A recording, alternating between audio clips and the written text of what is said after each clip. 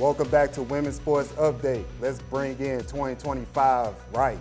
My name is Stacey Carter II, and I'm joined by Tommy Rooney. And Tommy, we got to talk about WNBA free agency. It was a whirlwind, to say the least. It's a crazy time to be a basketball fan right now, Stacey. There's major trades, major signings happening in both the WNBA and the NBA, but the WNBA has seen some trades that I don't think anybody saw coming. The main one being the trade between the Las Vegas Aces, Los Angeles Sparks, and Seattle Storm. The Aces acquired Jewel Lloyd, and from Seattle, and Kelsey Plum is going to Los Angeles, paired with Cameron Brink. And Seattle got the number 2 overall pick this upcoming draft. What do you think about the trade? First of all, as an Aces fan, I dropped a little bit of some tears because I'm a fan of Kelsey Plum. She's one of my favorite players in the W. But I think this is a good look for her. This is the perfect opportunity for her to exercise and maximize her leadership skills. I believe that's what she was looking for. She's going to be part of a Sparks team that has Rakia Jackson, who's a bucket getter. Cameron Brink, hopefully she comes back fully healthy. Yep. And De'Erica Hamby, who had one hell of a season last year. I'm looking forward to the Sparks flipping their fortune and being a top 5 seed in the WNBA. Yes. Wow. And I will add on to that, I think Kelsey Plum is an MVP candidate. I mean, I definitely think that there's no doubt that Kelsey Plum is one of the best players in the league. However, I am confused why, the report was that she wanted a fresh start from Las Vegas. And when you have that roster, obviously led by Aja, who's the best player in the league, I don't know why necessarily you want out of that situation. Obviously, we don't know what's going on behind the scenes, but it was a little bit confusing to me that they got rid of her when they have such a strong core. But this trade was shocking. I don't know if LA is going to be a top 5 team, but we'll see. I do think that it's good for Cameron Brink, who's off to a great start before she had season-ending injury, to be able to be led by somebody like Kelsey Plum, who she can mentor going forward into her second year. But this trade was the first trade in league history involving multiple number 1 overall picks. They had multiple all-WNBA players. Both Jewel Lloyd and Kelsey Plum both have won multiple championships. This trade was insane. I did not think that this trade was going to happen, and I'm very excited to see how these teams shake out, especially with next year being basically the whole league's going to be free agents. It's very interesting to see how this team goes all in for 1 year. And I think that the Aces are going to be right back in it at the end of the year once again. Obviously, it didn't go the way that they wanted, losing the semifinals this past season, but I think they're going to be back in the finals this year. Of course, and they got Jewel Lloyd now, who, if you compare both players, Kelsey Plum and Jewel Lloyd essentially are the same type of player. Yeah. Now, I would say Kelsey Plum is more efficient, especially last year, but Jewel Lloyd is a bucket getter herself. I don't think the Aces are going to miss a beat. I still think they are title favorites going in, but chemistry. Yeah. Got to work out the kinks. I'm going to be looking for that early in the season, but if they hit their stride before the midseason of the WNBA, Ace is going to be right back in the finals. Well, and I think that the chemistry with this group might come a little bit quicker than most teams that are kind of thrown together at the trade deadline or once free agency begins. It's because they were all Olympic teammates together this past season in Paris. Jewel Lloyd with Aja Wilson, Jackie Young, and Chelsea Gray. So they all won gold in Paris. So they all kind of have played together a little bit recently. And I do think that they're just too good of a team to not be able to figure it out. So I'm very excited to see how this goes. Like you mentioned, Kelsey Plum's a little bit more efficient, but Jewel Lloyd averaged 2 more points last year than Kelsey did. And she's a bit of a better defender as well. So should be able to give a little bit more on that end, and I think that they're going to be, like you said, right back in it. I don't know about a favorite. I think there might be a new favorite coming in after this most recent trade, which I don't know if you want to get into that next. But the 4-team trade between Dallas, Connecticut, Phoenix, and Indiana. Phoenix Mercury are going all in, Stacey, and I really like how they have assembled this squad together. What are your thoughts on that trade? Them getting Satu Sabali, who I like as a player. She's going to be vital to see if the Mercury can get back to what they used to be, especially in the heyday of Diana Taurasi. Also bringing in Alyssa Thomas, who's a triple-double machine. But going back to Sabali, last year she only played 15 games with the Dallas Wings. However, in those 15 games, she averaged 17.9 points per game. So just imagine a full season with her. And then, don't forget, they still got Kalia Copper, who they acquired from the Chicago Sky, who is a 20-point scorer herself. So hopefully the Mercury will right the ship, because I was disappointed in their performance last season. I thought they could have been way better, but they made some changes, and those are good changes. They're definitely good changes, and you mentioned Alyssa Thomas. She's finished in the top 5 of MVP voting 3 out of the last 5 years. She's one of the best triple-double players in the league. Pair her with Satu Sabali, like you mentioned, and I think that they're going to be a lot better than they were last year. Diana Taurasi, we don't know if she's going to be able to be on the team next year, not cap-wise, and she may retire. But that team, I feel like, is a team worth coming back for, even if it's for not a lot of money. I do think that there are some interesting things to be said about why Connecticut decided to blow up their core after they were in the semifinals last year. Seemed like they didn't need to do that. So I'm interested to see like what their plan is going forward. And there's also some notable moves. This was a 4-team trade, which you don't see very often. Dallas got DeJounte Carrington, who was most improved player in the league last year. So that's a good get. Connecticut got the number 8 pick and a couple of solid pieces, including J.C. Sheldon. So I do think that there's going to be a lot of things that are exciting to watch when all these new players come out on their new teams this year. But I think the Mercury definitely won this trade overall. Man, I got a team for you that I think won the offseason. The Indiana Fever. Really? Yes. 3 players that they signed that I was thoroughly impressed by. DeWanna Bonner, Natasha Howard, and Sydney Colson from my Aces. Aces just losing everybody. But let's talk about all 3 of these players. DeWanna Bonner is a Hall of Famer. She's going to give you at least 15 points per game. Now, I know she's up there in age, but she's still effective on the floor. Natasha Howard is one of the most underrated players in the WNBA. 17, 18 points per game. And then you got Sydney Colson, who's a staple on the bench. They're going to be with Caitlin Clark, who, with these players and plus having a leader of Boston, still having Kelsey Mitchell, who's another one of the most underrated players in the W. She might mess around, average 10 assists per game next year. Of course, chemistry is going to be a thing, especially with Howard and Bonner coming in, being number 1 or number 2 options on their team. I'm also going to be looking how that's going to affect Kelsey Mitchell, how that's going to affect Aaliyah Boston, who's supposed to be scoring threats. But if they all gel together, I think the Indiana Fever could be a top 4 team in the W next year. I'm not saying that that's an overreaction. I do think that that's going to be a scary team to watch. They went from the bottom of the league to making the playoffs in 1 year with Caitlin Clark coming in, and I feel like they're only going to continue to grow, especially with both Aaliyah Boston and Caitlin Clark, who are both really young, getting more experience in the league, adding DeWanna Bonner, like you mentioned, and they have the number 19 pick in the draft now after this big trade. So I think that they have the pieces. They have a solid big 3 with Bonner, Boston, and Caitlin Clark. So I think that that team is definitely going to be one to watch out for. And another move that I think is worth mentioning is Brittany Griner, who's been on the Phoenix Mercury for, I think, 11 seasons now, going to Atlanta. Atlanta was on the precipice of making the playoffs last year. And I think that that's a big move and a big get for Atlanta because she's obviously one of the best players of all time. So what do you think about that move? I can't wrap my head around it. Yeah. I thought she was going to be a lifer with the Phoenix Mercury. Yeah, me too.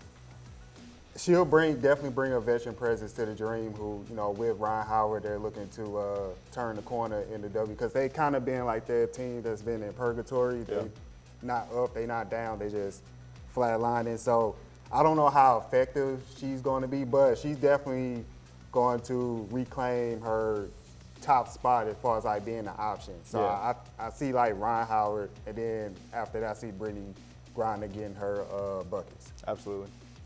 Well, I mean, it's going to be an exciting year, and we've got March Madness coming up soon, and we'll see what players kind of stand out there, and then the draft right after that, and then we're jumping into the season. So I'm excited. It's a great time to be a women's basketball fan. So, yeah, 2025 definitely is going to be hot for the WNBA, but that's all from us talking about WNBA free agency. Let's pass it on to Kayla and Adriana for Syracuse Lacrosse. Thanks, Stacy and Tommy. I'm Adriana Leone alongside Caitlin McDonough, and we've got you covered with women's lacrosse today, starting off with the fact that Syracuse women's lacrosse opens up their 2025 season against UAlbany in what should be an exhilarating season for the Orange. Caitlin, what are some highlights of this 2025 schedule for you? Yeah, obviously to start off right off the bat playing UAlbany, it's going to be a great matchup. Syracuse played them last season. They beat them 20-11. 13 of the 20 goals they scored were by returners, so it's great to see returners coming back and can contribute to this UAlbany team. UAlbany also outdrew them 18-16, so that'll be interesting on the draw circle, especially without Kate Mashesky. But I'm looking at some key matchups as well. They're playing Cal, and they're going to California. How are they going to adjust to the time difference? We've already seen Syracuse men's basketball. They didn't do well in their first matchup in California. Interesting to see how Syracuse women's lacrosse will adjust to the time difference. But I'm also looking at the Virginia game. Virginia had a great season last year. They were 15-5, a really explosive start for them compared to seasons before. Another great ACC matchup. And then, of course, you've got the big guns in UNC and Northwestern. They're playing them back-to-back. Those two teams have experience and confidence that they can beat the Syracuse women's lacrosse team. And then obviously the finale against BC. Syracuse cannot beat BC. BC has been a thorn in this team's sides for a couple years now, losing in the ACC tournament and national championship. So I think it's going to be really interesting to see if they can go 16-6 again and win that ACC title without some key players that they've lost last season. Yeah, I'm definitely excited to see Syracuse face off against Boston College. It's always a great game between those two when they play. But going back on a point that you just mentioned, this Syracuse 2025 roster is missing some key players from that 2024 roster. Who are the biggest standouts that won't be on the field for the Orange this season? Yeah, I think, like I mentioned earlier, Kate Mashesky, she was on the draw circle, an absolute lock to get any draw control possible. 234 draw controls last season. Absolutely unreal. Anytime she was on the field, it seems Syracuse absolutely dominated the circle. It's going to be challenging without her because without the ball, how are they going to score? How are they going to generate goals? Obviously, Kayla Trainer knew this coming into the season, brought in Sammy DeVito. We'll see how she will fare against this. Kate Mashesky, absolutely a huge loss. Another huge loss, goalkeeper Delaney Schweitzer, who transferred to Northwestern, another rival to Syracuse. She was a fantastic goalkeeper last season with a almost 50% save percentage. Absolutely unreal for a goalkeeper. Really, people don't make those kinds of saves. And she was a person that really invigorated the defense, kept them together. You know, she ranked 12th in goals against in the country with almost a 92% or 9.2 goals against. Obviously, really good stats as well. And then I'm looking at Emma Tyrell and Katie Goodell. Emma Tyrell, really key figure to this for the offense for Syracuse women's lacrosse. She was absolutely unreal, leading the team in points with 92 and goals in 70. I'm wondering how they're going to generate some goals and potentially some assists going forward. And then on the defensive side, Katie Goodell, caused turnovers were her absolute jam at 102. I mean, what more can you do? And if they're not scoring, she was the one that was getting them the ball so they could have possessions to go up the field and score. Delaney Schweitzer is definitely a big loss and somewhat of an unexpected loss too. I remember I opened up my phone to Instagram and then I saw Northwestern Lacrosse post that they had gotten her. Definitely wasn't something I was expecting coming into this season. But nonetheless, let's forget about the past and let's talk about who's going to be on the field for the Orange against UAlbany and for the 2025 season. Who do you think needs to step up for the Orange this season? Absolutely. I think Emma Ward, probably one of the first players that comes to my mind of who needs to step up. Had a big season last year for the Orange. He's going to need to have a bigger season. She can score, she can dish out assists, she can do it all as well, either whether it's from the free position line or just outside the 12 or even inside the 8. She can score in a bunch of different ways. You know, she is a third-team All-American selection for a reason. She was fantastic last season. And then obviously the elephant in the room, Daniela Guyette. It's her time to shine. Only has played 7 collegiate games in her career. Not the best going into this season. You want someone with experience, but that's why Syracuse brought in Maggie Coach. She is an absolute weapon for Syracuse women's lacrosse, has worked with the team in the past, led them to championship appearances and titles before, actually coached Charlotte North, the BC Eagle phenom. Syracuse knows her pretty well, so I think she needs to step up. She, like I said earlier, only played 7 games, let up 7.63 goals against with an almost 52% save rating, close to Delaney Schweitzer, but doesn't have the experience, so she obviously needs to step up to keep this team from conceding less and less goals. And then lastly, Olivia Adamson, another offensive weapon. Her and Ward's interplay very, very well. I think she can work well with Ward to get assists, to get goals, and to get Syracuse on the board early and often. You know, I think it's great that Syracuse has a lot of players coming into this season who played well last season, and you can definitely rely on them coming into 2025. But they've got a pretty stacked freshman class this season as well. All 5 freshmen being recognized by Inside Lacrosse, 4 of them being named to the top 50 freshmen before this season. What do you think those freshmen can do for this program? Yeah, I mean, absolutely. They're going to have a huge impact on this program, and I think it goes to Kayla Trainer's ability to recognize talent and to recruit talent in. Obviously, losing more than 10 players was absolutely devastating to the state of this team, but bringing in those key freshmen, like you said, 5 of them ranked, or 4 of them ranked, 1 of them an honorable mention. This team is going to have to rely on them because it's a new squad, and I think they're coming in at the perfect time. They can establish themselves. They can establish themselves for 4 good years under Kayla Trainer and her coaching staff. A couple of them obviously in the midfield, some of them on the defensive end as well. Midfield is going to be certainly an interesting area for Syracuse lacrosse this season, so I think those midfielders can cause those turnovers, get those ground balls, hustles, and make the difference in tight games. Speaking of stepping up, women's lacrosse now can finally say that they have a step up to the pros with the formation of the WLL, and that's shortly beginning too with the championship series. So what are you most excited for? Who are you excited to see? I know there's a lot of Syracuse alumni that are playing in the WLL. Yeah, it's going to be a fantastic league. You know, the PLL created the WLL, and this is going to be the largest investment in women's lacrosse for the PLL. Absolutely fantastic to see women getting another opportunity to play professional women's lacrosse. Obviously, coming off of the Athletes Unlimited season, these seasons they're not going to interfere with each other. So it's another step in the right direction. Obviously, the Olympics in 2028, lacrosse is going to be one of those sports that's here. So having this league is just absolutely trailblazing for women, for girls all over the world who want to play lacrosse professionally. Great step in the right direction. You've got the Boston Guard, California Palms, Maryland Charm, and NY Charging.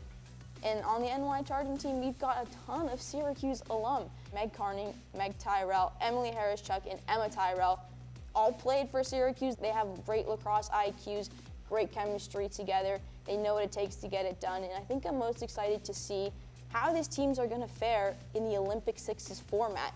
Very quick games, 8-minute quarters. It's not, you know, they have a 30-second shot clock. It's not, you can just go up the field, take some time. It's going to be a back and forth game. Obviously looking forward to Charlotte North as well and Izzy Skane, 2 of the best lacrosse players probably in the country. There's talent on every single roster. I'm really excited to see how this is going to turn out. I'm personally excited to see the Meg Show be back in New York, but that's all we have for you on this episode of Women's Sports Update. I'm Adriana Leone alongside Caitlin McDonough, and we'll see you guys next time.